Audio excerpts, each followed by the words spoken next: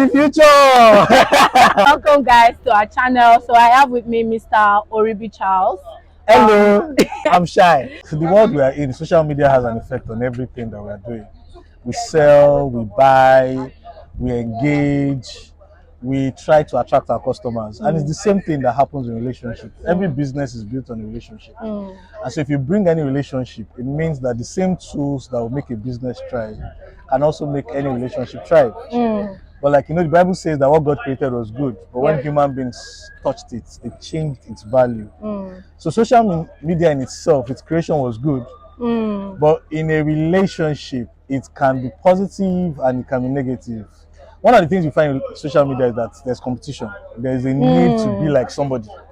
So if you see someone, who posts about his boyfriend or her girlfriend, who takes her to a place, and then my own boo has not taken me there, what you are doing is that you now start applying pressure. Especially if you are posting it and you know that your boo will see your status. Without saying anything, you sent him a message. And that's the world we are in. We don't directly communicate, but we expect that you understand what we are saying. So when I put that my friend took my boo, his own boo, or her boo to a restaurant that you can't afford, we are telling you go and borrow money. Whatever you can go and do anything. Social media has affected how we even propose. I grew up in a time where, hey girl, I like you, you like me. What did God say? God said yes. We end story. The first ring we see is on the wedding day. Today, the ring that you must get may be two. There's an anniversary of when we met. There's an anniversary of when we proposed. Our first date. And your first day was that you walked out from the bus stop, but that's not the one you want to remember. You want to remember the one that you went somewhere. Why? Because somebody else did a post. And if you really take time to look at those posts, you will see that there's plenty background work that they did that you did not see. They could have used a house, their own house, but when it's packaged and it's done, like this video you watch, by the time we are done with this video, it will be well packaged that you won't even know where we shot this video. So social media affects us, and it's a facade of what we see. And the problem is that relationships are not built on facades. They are built on people who decide what they want to do. So if you follow what you see on social media, what you realize is that you have been in a relationship with facade, and after a while, facade goes, and then reality sets in. And then you now start asking yourself, what of the guy I saw on Instagram is different from the guy that is at home? The guy on Instagram used to eat with fork and knife. The one you marry likes to eat with hand. And you have to love him like that. So social media has effect, but I don't want to stay too much on that negative. There are positives. One of the things that social media helps you do is to profess your love for one person.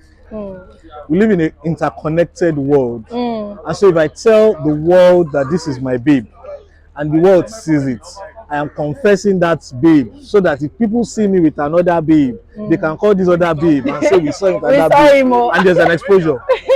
We have evidence. It may not look good, but it's like the days where we say you profess your faith.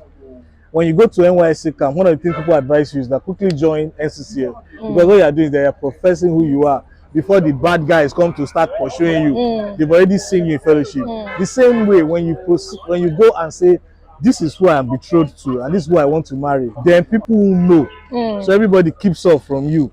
And the day you post another picture that is somebody else, people can question you on your comment section, say, who is she?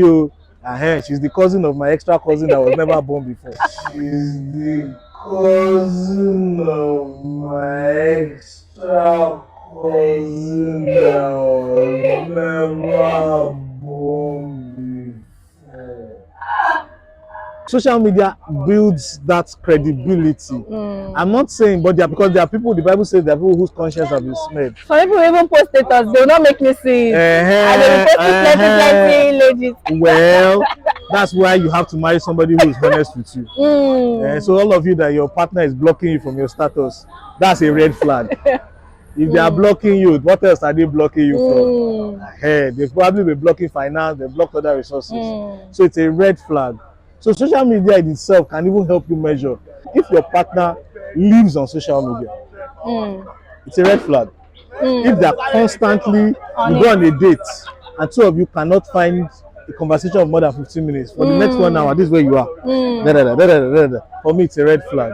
It will mean that outside social media, you guys have no relationship. No relationship. So you guys need to watch out for those red flags and be able to say, can we have a conversation without our phones? Then now you're done, you can now post a picture hanging out with my babe. 2 minutes social media, 1 hour critical conversations. So that's how social media, I feel, affects both the negatives and the positives. Depends on how you use your knife. You can use it to kill. You can also use it to eat ya.